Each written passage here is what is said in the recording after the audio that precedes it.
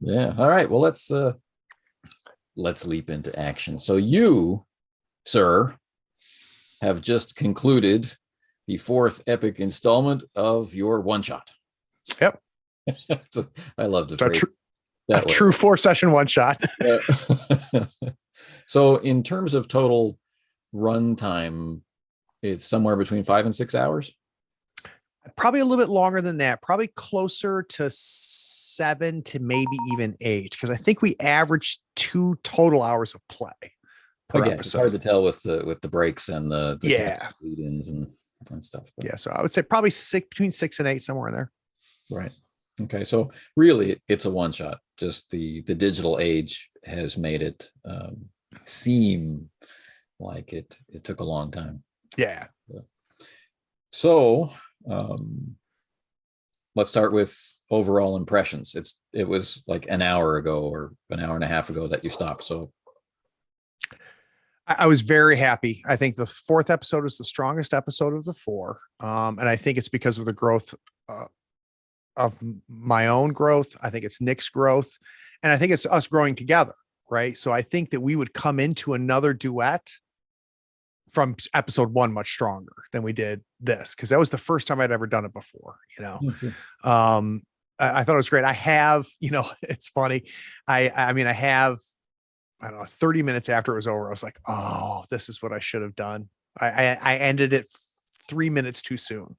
But that is after finishing it and glowing. Like, I was very happy when I was finished. So that I'm not going to let that regret ruin it. Sure. And that's an authorial regret. That's an isolation. That's your recognition of story and whatnot. And it kind of reminds me of a scene, an interview with the vampire, where Brad, not in the book, but in the film, Brad Pitt is busily dying and Tom Cruise is watching on, and he says, that's just your body dying. Pay no attention. Right. And so, yeah, all that stuff will bubble up. Yeah. And pay no attention. Exactly. All right. So it was a true conclusion. Yep. And I was in the car while listening to it, so I couldn't watch it. I couldn't see any body language or anything like that. So I'll have to watch it again, but to get in on that. But there's one big thing from me that I want to talk about, because it's something that I've talked about with other game masters before, when I do it or when they don't do it. And I'm curious if you even know what I'm hinting at. I have theories, but I don't know, to answer your question. Okay, so you don't want to guess? You're allowed to guess. It's okay. My guess is the fast forward I did at the end. Right, exactly. She kicks you as you step out of the cab and you fall to the ground. She says, go, go, go. The cab takes off.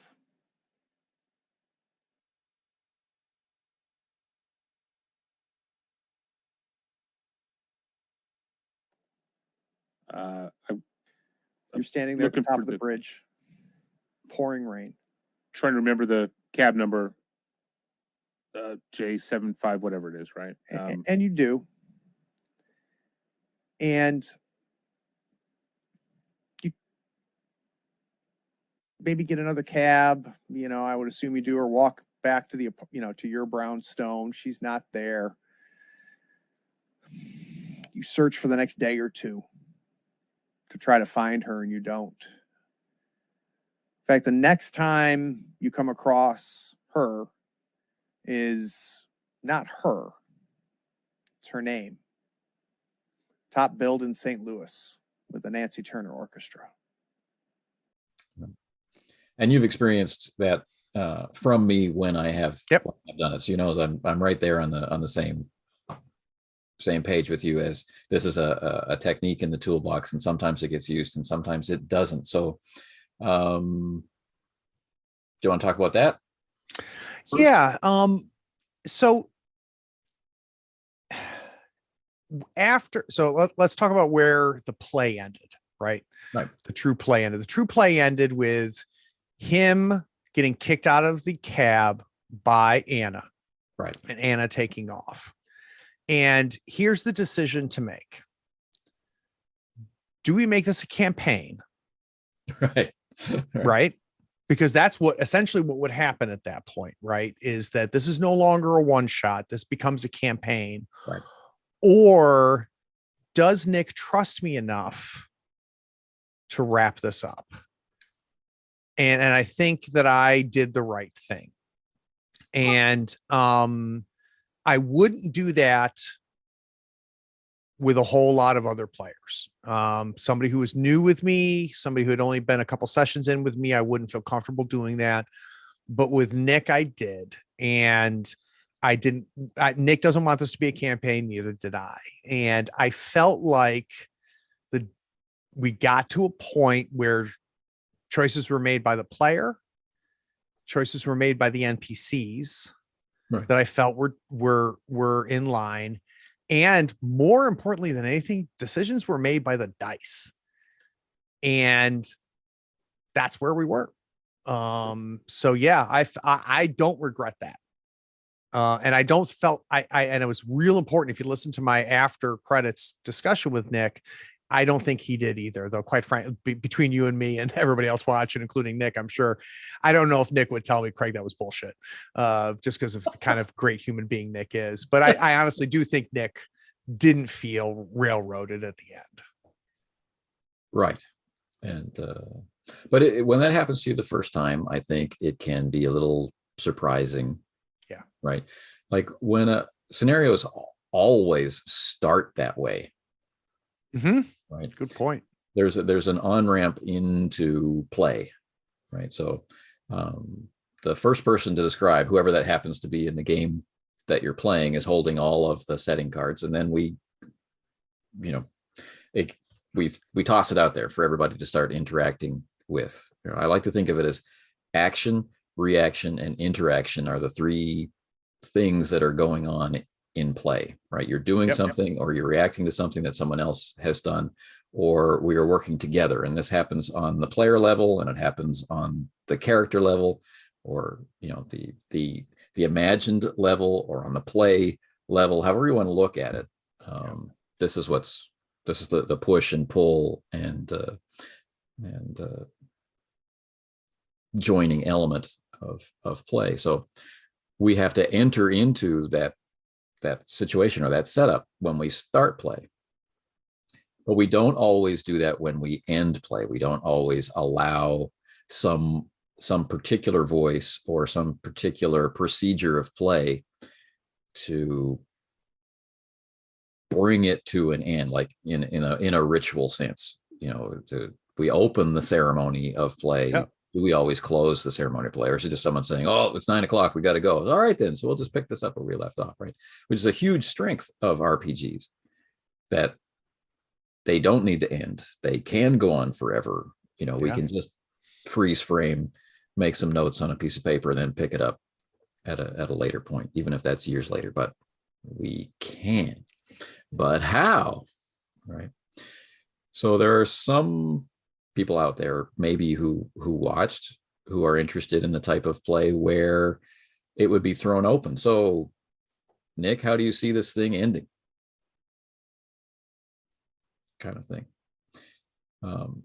And some of us might argue that's appropriate in some games or some situations or some subject matter or some genres, and not others.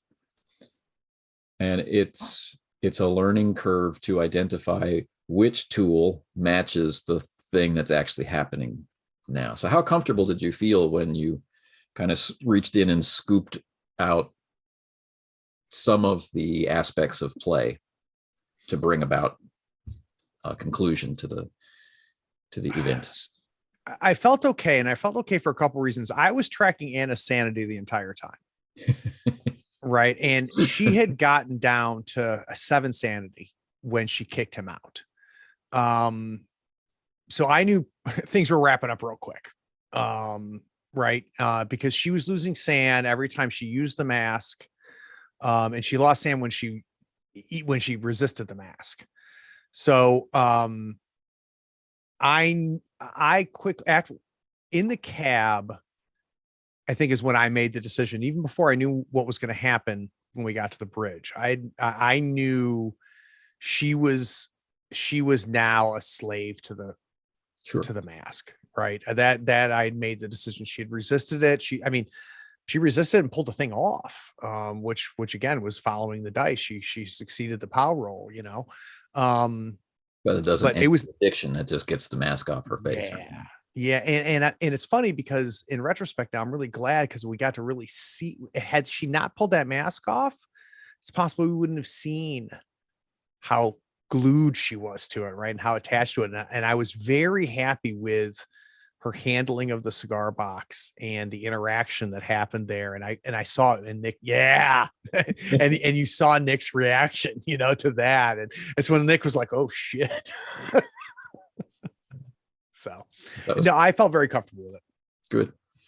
So I thought it was nicely handled. It had a literary feel to it. It was kind of like watching television. You know, there's this when you're watching a murder mystery or some other kind of mystery, and the mystery part is over, right? And the detective is walking you through all of the clues, like the parts that you missed and the parts that you didn't, and it starts to build this momentum to, you know, there's going to be some kind of pronouncement about good and evil, or about greed, or about love, or something, and you can feel it coming, and you want it to come. You need it for that sense of satisfaction that makes a story complete, you know. Yep.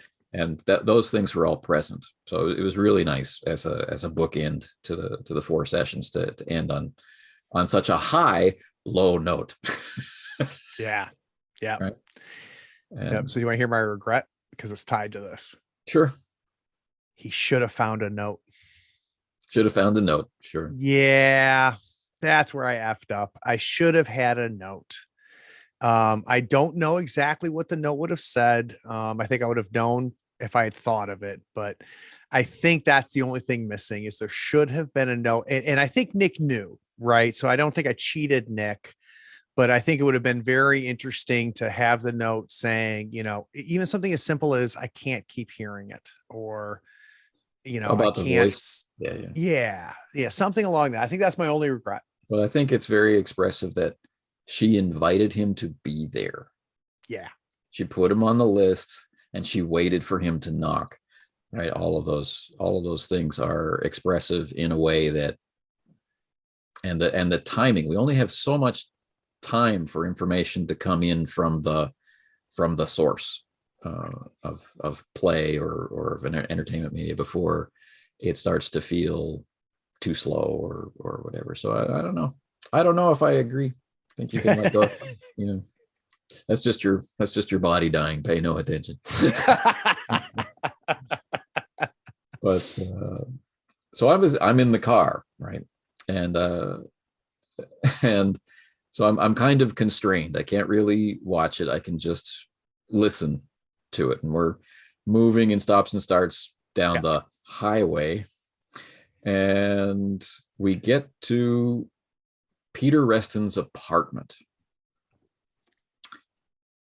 And Reston's been a force for evil this whole time. He's been pushy, he's been obnoxious, been cruel to Lucas, dismissive of Anna and Curtis, but always very powerful. Everybody else in the scenario has kowtowed and been respectful. So I'm in the car, just enjoying play, and You have no idea what you're dealing with. Anna, go sit down over there on the couch. Curtis, I will take care of this. No, Peter, I'm sorry. My responsibility is to make sure Anna is safe. I don't trust anybody around this mask. I stay here. Nobody is safe right now. You need to leave. I am not leaving. And I cheered in the car. It's like, yeah. I saw your comment too. I had to. I come up to a red light, and I'm quickly thumbing. Curtis takes charge. Yeah. But that was really satisfying for that development. Well, I think it was satisfying story wise, right? Because we saw Curtis change in that moment, but it was even more satisfying to see Nick Right. as a It's player. hitting on both levels, right? Yeah. And so I've out of curiosity, I've gone to look at pieces of other streams that he's played in, right? Yeah.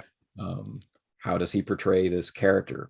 Is it, is he Curtis in every session, or is he always Nick? And is it or is it he does this, or my character does this? I was just looking for those elements, and so it was really neat to see Curtis from session one, and being swept along. He goes to the party. And If you're going to measure your success as a GM based off of player investment, then I gold medaled, because I think that by the end, he really became invested. He really cared. And what else are we doing? Right. If it's not that, his reaction when I told him what was on the other side of the dressing room door was all the validation I needed. Right. Like he knew it wasn't going to end well. He knew it was not going to end well, but he gave a shit. And I honestly, I don't know if there's anything else we're doing than trying to have moments like that where we care. Now, this is one of the things that makes Call of Cthulhu play compelling to me, and why it makes it repellent to others. All right. We would not expect this kind of conclusion in heroic fantasy of whatever stripe, or the Peter Parker loses Uncle Ben happens before play, or happens off stage, or it's a framing moment. It's not generally it's session two. We can't speak for everybody about how they play different games, but in very broad terms, if we pick up a heroic action adventure game, what we expect of beginnings, middles, and endings, and what we expect characters to be able to do is quite different. That's so we can lean into it, we can create it, right? We can make our interpretations so that genre is protected, or we can decide to subvert it, and so therefore we're just protecting some other genre. Right? or we can just completely ignore that part of it, and then wind up foundering because the dice are saying success, failure, or great success, or great failure, or critical, or fumble. The dice are saying something like that, but we haven't been paying attention to the genre that's existed in our play, right? Genres rule zero. We haven't been paying attention to the genre we've created, or the genre we've been trying to project, and we don't know what to say. And then there's and so we fall back on habit at that point. Mm-hmm.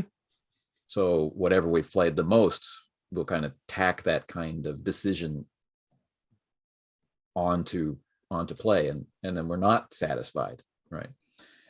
But it's kind of difficult as a player, thinking that you're the protagonist, to accept what it's going to feel. Curtis lost his love, right? Yep. This is I think that's one of the reasons, if you watch the post credits, that one of the main questions I had for Nick was, did it make sense? Did it make sense? And are you satisfied? Yeah. Which is really how he answered the question about me. He says that he was satisfied. So I don't think he could be satisfied if it didn't make sense. It didn't feel like Craig Shipman was forcing this conclusion, right?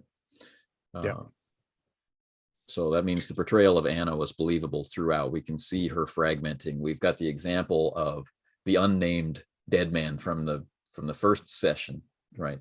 We know and believe that the mask is dangerous. Yes. So then how it ends up in a Lovecraftian ending, we can accept. We don't have to fight with it, because it's within the bounds of what we started to play for. I think. So you've watched all of these, Anthony. Did you notice what I noticed and I called out at the post credits was the comfort level that Nick had interacting with me as Anna? Sure. Yeah, it's awkward, and we've all been there. If the subject matter comes up, Right. you know, people can play for their whole lives, and that kind of uncomfortable subject matter never comes up. But yeah, like, dude, I don't want to role play pitch and woo with you. Exactly. But For whatever reason, yeah, but I thought it was really cool to see that arc for him as a player. And I try to make a point to say that doesn't mean that's the right way to play, right? Like, I think it's very legitimate to play. Yeah, exactly. It's very legitimate to say, I don't like to play that way. That is a completely legitimate thing. But it was neat. But Nick, I think Nick bought into it, right? And enjoyed it and let that go. And I think that's interesting too. Yeah. But there are some things that just don't occur to you. And there's always a first time for everything. Yeah. Kind of thing. So wow, that made me uncomfortable. And it's not the subject matter that I want to explore when I role play. I just want to be a hero, or I just want to I just want to play for laughs, or whatever the thing is, right? Discovering that makes it easier to get it again, right? So yeah, and a scenario like this isn't going to give you too many opportunities to avoid the subject matter, unless you flat out declare it as off the table after you have the specific type of session 0 that the scenario recommends. So yeah. Which is why we talked about that in our first workshop. Like, what kind of conversation did you have with Nick? Because there's only, this is where this thing is going. The through line that you were talking about in the end credits is the effect on the relationships. Yep. So it's pretty cool. So that was another thing that I wanted to talk about, is that it does become easier over the 4 sessions for Nick to give voice to Curtis. Right. I mean, things accelerate, the pace accelerates. So there's more things for him to do. The style of description changes. So it goes from passivity in receipt of information to activity in acquisition of information. So that brings us more of a differentiation between Nick and Curtis as well. What you're talking about, the breakdown of barriers of subject matter between 2 players, this once he realizes it's just dialogue, right? Mm-hmm. And he can enjoy it, and that it will contribute to bleed and other interactives of experience. This is all good, but all of this can't exist if the world is empty. And so there's a rapid shifting that you do between different voices, and you're not adopting different accents. I'm not Matt Mercer. Yeah. Right. So some kind of Texas twang or whatever, or some Boston accent or something along those lines, right? That's not what's happening, but there's a tone, and there's a body language that goes along with the portrayal of a different character. And there's just the context of, as a player paying attention, you have a feeling about who's talking to you. And so in a complicated scene where you've got 1 player and 1 game master and 3 people, and they're all needing to talk over each other, there's multiple ways to do this.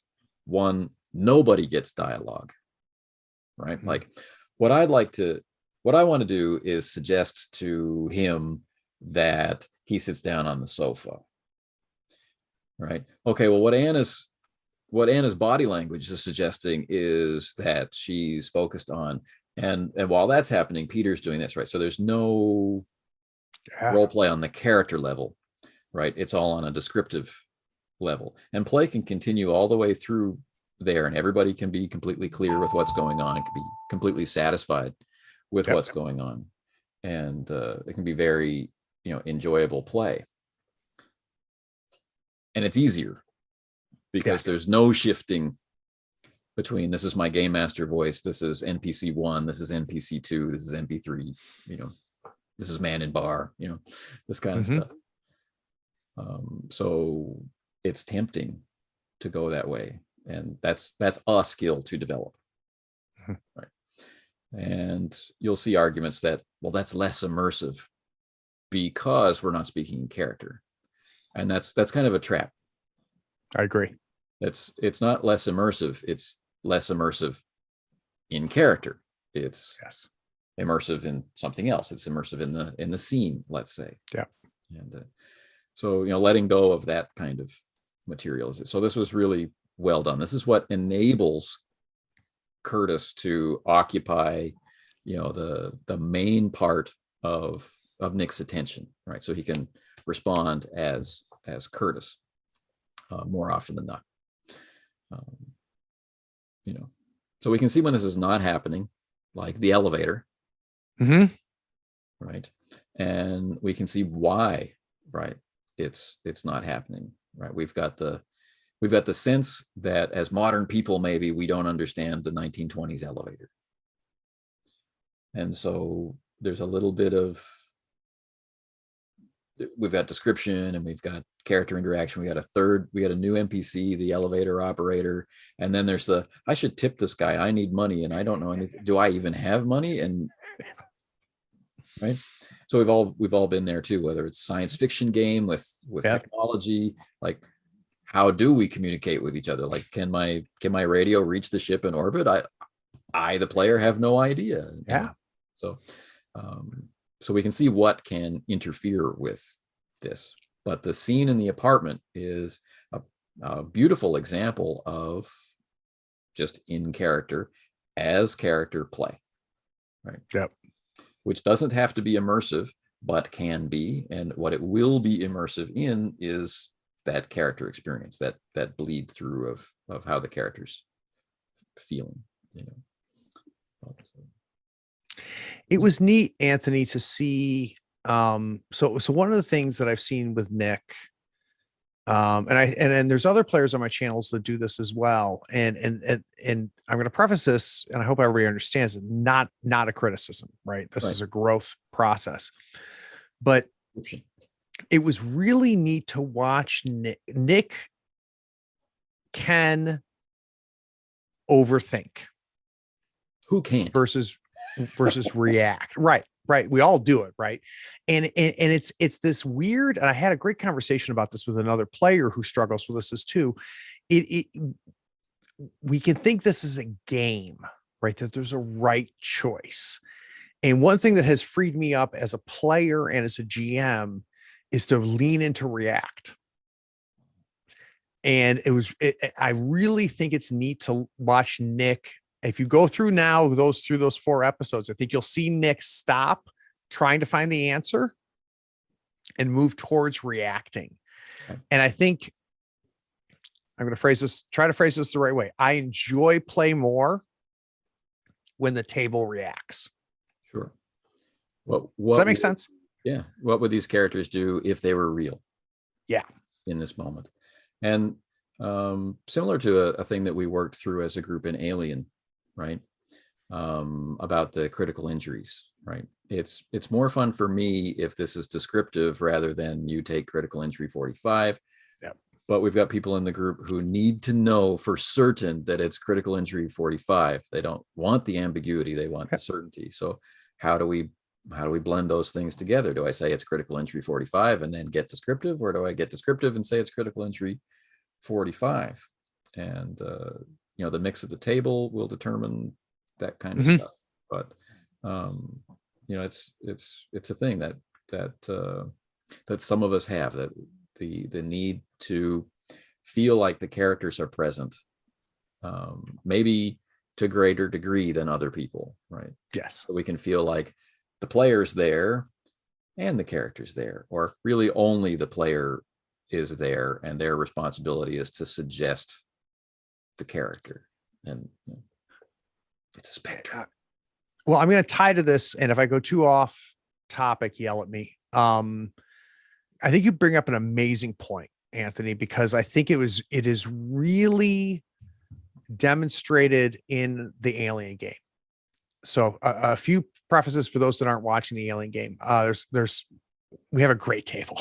We have great players. We have people that trust each other and are enjoying ourselves. We're having a great time. But there is a variance in what we enjoy at the table. And I think that all of us respect each other's differences there, which has been fun to navigate. But I got to tell you that of all the, how many sessions are we into now? 10? 12 to 14. Yeah, it's like 12. Yeah. In the last episode, which is so if people 6B is the most fun I've had. Cool. I've had a lot of fun up to That's this point. Slow build up. I know. Well, I've had a lot of fun. I've had fun the whole time, or I wouldn't be there. Right. I love you, but if I'm not having fun, I'm not going to be there. But in the last episode, you and I hit my sweet spot, which was my character was in a very immersive moment. I had a lot of in character play.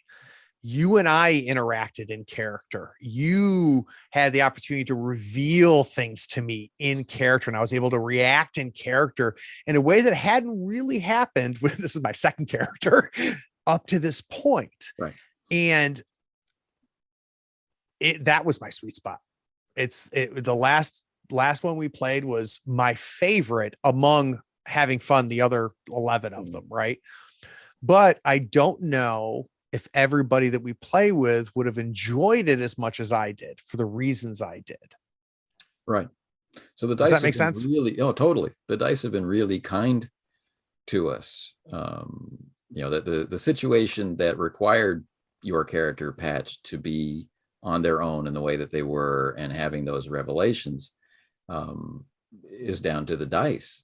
And but if I had been in a similar situation with one of the other characters, then how do I frame this situation? Right? Does it become more of a medical mystery of trying to beat the cure, or does it become more of a heroic last stand kind of thing? Right. How the situation gets framed is determined by, in a sense, in this kind of group where there's not a uniformity of purpose, becomes a thing. Not in the GM as entertainer sense, but in being true to the desire of the group to all have fun together. Right. Yeah, and this is going to blow some smoke up your ass real quick. Like, your ability to navigate that, Anthony, has been so impressive. Like, you have been able to deliver to all of us the whole time. And that's not easy. And I've learned so much by playing in this game, watching you say, player A needs this, so let's shave off a third of this episode and let's deliver that. And it's not platitudes either, right? It's just we've been shifting how we play as we go. Right. And because of the trust at the table, I think there's something very special happening in our alien game. Well, thanks. And you're the conductor. So I think the game is impossible without the players deciding to be honest. Yeah. So you can imagine if someone was sitting at the table, not just playing because everyone else is playing, or everyone else said, yeah, let's play Alien. And or worse, imagine if everybody was compromising, right? In secret, right? Not right. So I think it's important to recognize the compromises and things. So this is a similar situation as what you have here with Nick. Let's play one-on-one. Let's stream it. Let's let's play something from a collection called Does Love Forgive? I'm going to be your girlfriend. Well, and I went into it not fully understanding it, right? So like I inadvertently cheated him in session 0. I suppose, right. Luckily, he and I are friends and trusted, and we've played a lot of games together, right? So that we were okay with coming out of it. But boy, oh boy, if I ever tried to play the first scenario in that book or this scenario again with somebody else, there'd be a much different session 0. Right. And it's interesting. And there are those people out there who lament having talked about too much in a session 0, right? So that there's no payoff, or it becomes artificial because everyone starts pulling in a specific direction because they think that's what the story is. And we talked Yeah. about that before. Even when there is no intention to manufacture story, not everybody at the table really knows what that means, having never experienced it, right? And so people can be too sensitive and cry railroad too soon Mhm. if they've always been in a very free, very collaborative, decentralized kind of culture of play for story. And then you've got people on the other side who can go the other way and say, if I know about these things in advance, then I'm not having any fun. There's no surprise. There's no reason to play. We might as well just have sat down and written a story together, right? So we can see those two big extremes. And if you look at how people talk to each other out there, you see that those kinds of camps. So session 0 and what do we talk about and how do we talk about it is not as easy as it's made to seem. Right? I agree. It's oversimplified all the time. I agree. And it's not perfect either, right? So that's also presented sometimes, Anthony, as the antidote, right? So someone says, well, this has been happening in my game. And they'll go, did you have a session 0? Shut up. Yeah. Because that's not the answer, right? That's not the aspirin every time. And honestly, I hadn't thought about this, Anthony. What happened with Nick and I in this game is a perfect example, because he and I had a session 0. This was not covered because, quite frankly, I didn't see it either, right? But even if you had been prepared fully for this scenario, the players are alive. There's a week between each session. Yep. That means that the players have more time to think about their situations than their characters do, and et cetera, et cetera. So the environment of play is likely going to evolve. And great point. If there's improvisation in play, then people are going to improvise. And so suddenly you're saying something that someone thinks is awesome, but it's a new experience for them. So it can be a positive experience, like we saw in this set of 4 playthroughs, or it can be a very uncomfortable one. And it had nothing to do with the existence of a session 0 or the content of the session 0. It has everything to do with what happened in play. And so that brings us into the whole lines, veils, honesty, and other options that I think there's 2 important points there, Anthony, I want to call out. One is, had I sat down with Nick and said, Nick, I'm going to be playing a love interest of yours. Are you okay with that? Nick would have said, yeah, that's fine. But in play, I think what happened to him at the end of session 1 would have still happened until it happened. Right. I don't think he realized how uncomfortable it made him. Not in a bad way. It's just he wasn't prepared for that because it hadn't happened to him in play before, where the GM says, I love you. Right. Right. And so that's significant. The other thing that I think that's important to call out about what you said is the week in between. Right. So we can have session 0 in January.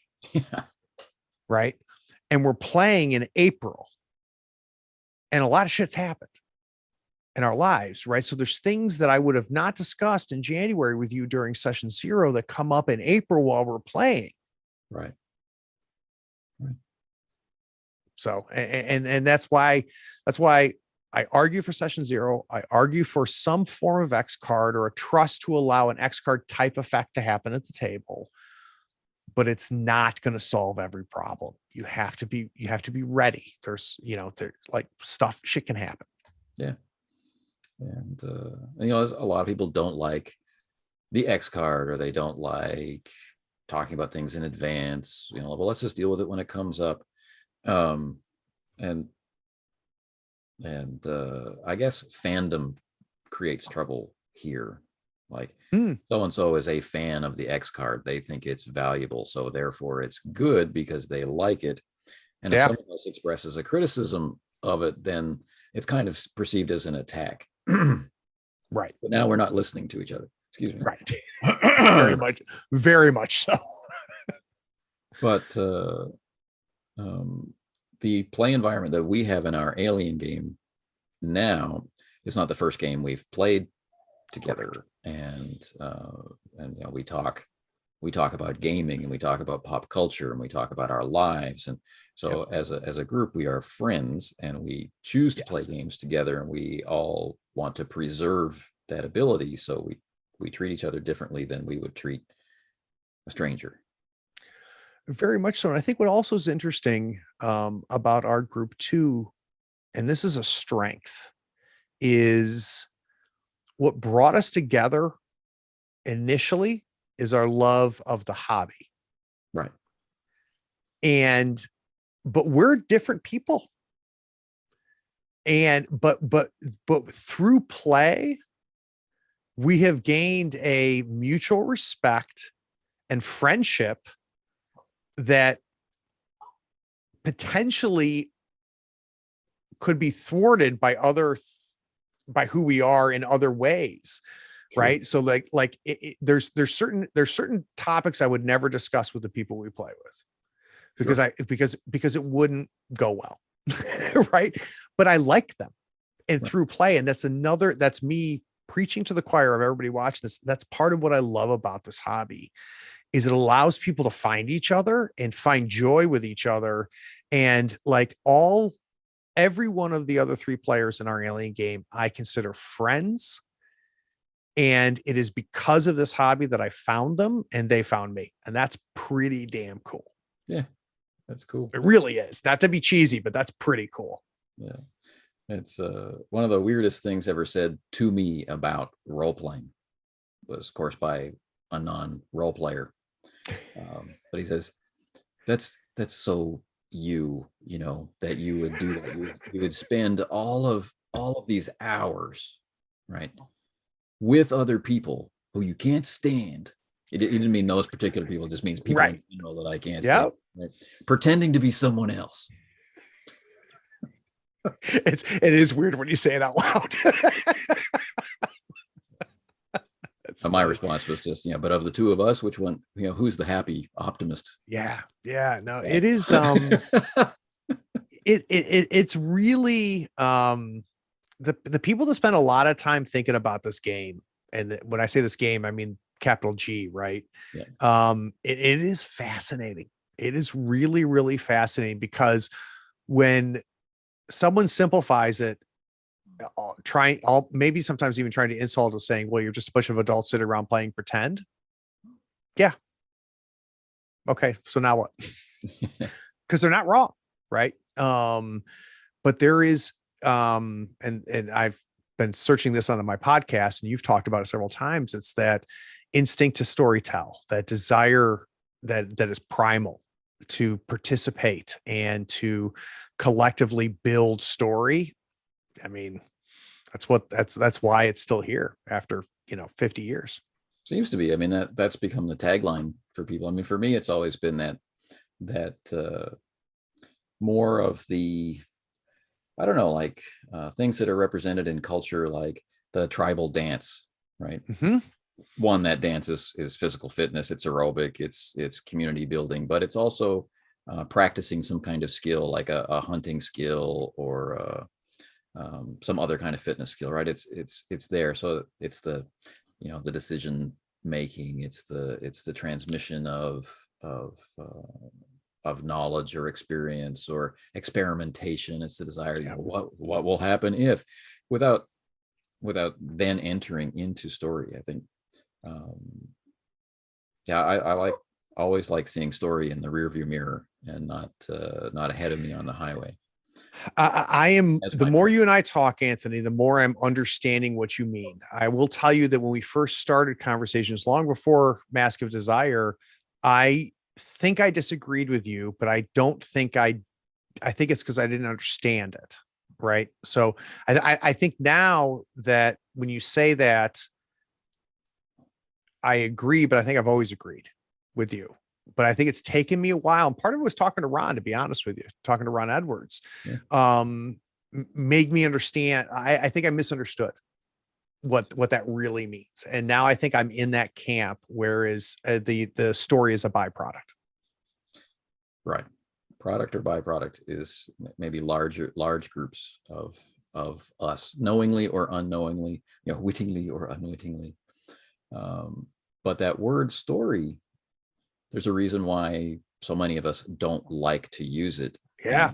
And then in a conversation that requires it, we become frustrated because we know we don't have other words that don't require some kind of artificial framing device. Like when I say the word, vanilla, it means this and only this.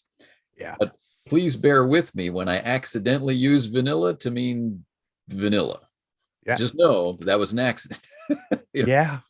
So you're already starting on your back foot. You know that you've created a situation that makes it harder to communicate in a situation that's hard already to allow for good communication. So yeah, I described it before as ships passing in the night, right? Mm-hmm. The captain of each ship is completely, cognizant of the situation that they're in. There's a ship passing over there, and there's a ship passing over there, and we pass by each other, and this was a nautical experience. However, we don't know anything about what's occurring on board that ship, and we have nothing but assumptions based on what's going on our own ship. Yep. So, there could be pirates herding people into, a cargo hold on ship A while ship B is having an anniversary party, and they pass each other in the night, and both captains are like, well, they think they had the same conversation. They think they had the same experience, but they did not. Yeah. And it can take a long time of interaction before we even begin to notice the cracks. It's like, why does he always get that pained look on his face when I say, wow, you made a great story out of this? And I'm like, oh, Craig, you've insulted me. not so much that, but it's like, you don't see me, right? Yeah. So, and I'm going to be cognizant of time, so I don't want to open up this can of worms, but I do want to say at some point, and I don't know if it'll happen or not, we got to talk about, and I don't think it's tonight, we got to talk about the bullet you helped me dodge with my, what I thought in the moment was a very clever idea of how to open up session 4. And I smartly threw it at you. Right. And what you saw in a very naked way was exposing something that I struggle with. And I'm just going to say what that is. And maybe you and I at some point will talk about it. Yeah. But it is I realize, and I've known this before it happened today when I sent you that message, but I struggle with closers and closing things. And I have this instinct to get clever and complicated to extend things. Oh. And I'm working on that. And and the fact that I sent this to you as an idea was a sign of recovery. A sign of recovery. Exactly. I knew in my heart of hearts it was a bad idea. That's why I didn't argue with you when you came back and in a very nice way said, Craig, it's a terrible goddamn idea. And it's why I was like, yeah, you're right. Like I just needed that confirmation. But I think that is an interesting topic to talk about at some point, which is really thinking about the decisions you make as a GM, and don't fall into the trap of getting too clever. Don't fall into the trap of, and then this happens. And then, oh, you thought this is what was going on, but this is what really was going on. Yeah. And it's a huge temptation. It's a beautiful apple. And it is something I'm struggling with. So I've got to figure out where to discuss it. Tonight's not the time, but it's worthy of a 5-series podcast, to be quite honest with you, because I'm not the only guy that struggles with it. Sure. I guess I just have one sentence in response. So we talked about this a little bit in our previous one of these. But the idea that if it hasn't entered into something that has been shared vocally in the table, then it's not true. Yeah. right? So there's this technique, and there's this school of thought, and that allows for a lot of very flexible improvisation, but it also allows this as its downside. Well, nothing in play will contradict what I'm going to do with this NPC now. It's a revelation, or it's an exciting turn. It's basically I could do this. Well, we could do 100 things that all make sense, but being true to not only what has been said, but being true to your intentions all the way through the thing, I think really matter, especially in something that's supposed to be as personal as this was. Right? Yeah. I mean, this is hitting the character on a mundane level, their relationship with other people, and it in many ways it inverts the usual Call of Cthulhu scenario without subverting. Yep. And so it's really easy to say, well, I could have Peter Reston do this, or what if Lucas did this now, and that's really easy, and it can be really creative and clever and collaborative, and endless list of positive adjectives, but it may not serve your purpose. Right. It could be a very short-term fix, right? And fix not in fixing something, but like a drug. We're like, ooh, I didn't see that coming, right? Or ooh. Maybe you and I should talk about it offline, Anthony. I think it's a very interesting subject. And where we tackle it, or I don't know. I think it's something worth talking about, because I haven't heard it talked about a lot. So it would be a good roundtable with the alien guys. Good point. Yeah. Very, very good. All right. So next I don't know if you what's that? On my agenda is conversation with Nick, and he expressed an interest. He's expressed a willingness to talk to me again after he's seen the workshops. So I want to talk to him before he's seen the workshops, and I want to talk to him after he's seen the workshops. So maybe that after one can be all three of us, and that might be. I'm going to ask not to do that. Actually, I would love to see a before and after with just you and Nick. Right. And the only reason I say that is because I can unwittingly take over. I wanted just the two of you. Sure. I get it. I really do. And I think there's a lot of value in doing it before he watches our conversations. And I think there's value afterwards as well. Right. So this has been awesome, man. Thanks for participating. Thanks for all the kind words.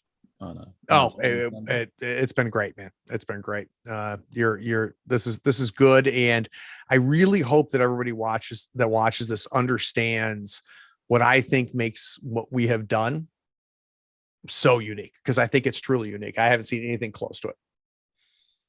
Well, we'll know it's a good idea if it gets copied and becomes big. And while we clip coupons, they get rich. Well, not only that, it's just all that juicy interaction in the YouTube comments that we're after. All right, I appreciate it, my friend. Have a good night. Too.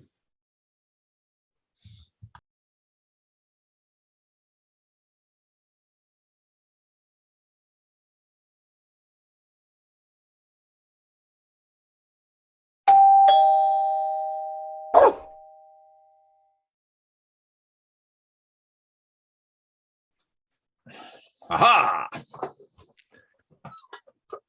There he is. There he is. Since you have known him, he has gone blind in his right eye. Oh, bless. Not fully blind, but the cataract is across the whole pupil. So, and he apparently it's an easy and quick surgery, which he can't have. So yeah. My puppy, who's 9 now, he's a pit lab mix, and he has essentially his equivalent of the kneecap has slipped, right? So it doesn't hold anymore. So if he runs on it for 2 minutes, then he can't do it anymore. It hurts, and he lifts his leg and runs on 3 legs. Right. He's got both legs. Oh yeah. And so I took him to the vet, and He's like, we can fix it. I'm like, great. And he goes, but after we fix it, he can't play catch with you because he could re-injure it too easily. Oh, And I'm like, ah, shit, really? And then I'm like, well, then I'm Why not do- going to put him I through do the that. surgery. Yeah. Yeah. Do that? Yeah.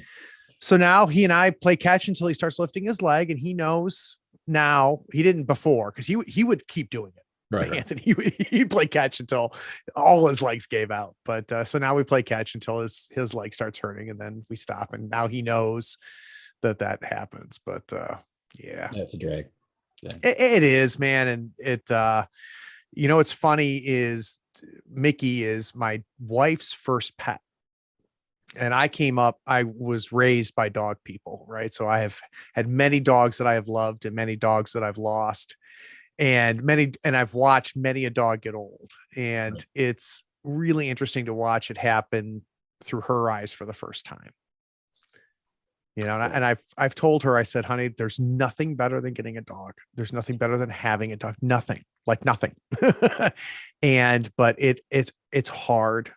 It's hard to watch them get old, and it's hard when you lose them. But, and I've got a whole speech to give her, but better than I do. Yeah, we've all been there. And like, how can you do Yeah. it again? It's like, How can you not? before I met Grace, I was saying, I can't do this again. Yeah. I hadn't experienced cancer in any personal way before. It always been other people's families but to have it hit in a row, just bang, bang, bang, like that was brutal. Yeah. But then there was Grace. It's like, okay. Yeah. And that's why, and I can tell this to my wife all day, but until she lives it, I said, you don't think you can love again like that, but you can. Yeah. And you can. And you think you'll never have another dog like Mickey, you will. Yeah. But you'll still, but it doesn't change what you love about Mickey. Right? It doesn't change. It doesn't change it. It doesn't, there's no replacing. That's not what's happening. But, yeah. You find a different space to put them rather than filling the hole that the other one left. Great way to put it. Yeah. Great way to put it. And it's always better than not having a dog, because they're just, I'm preaching to the choir when I talk to you. I think so.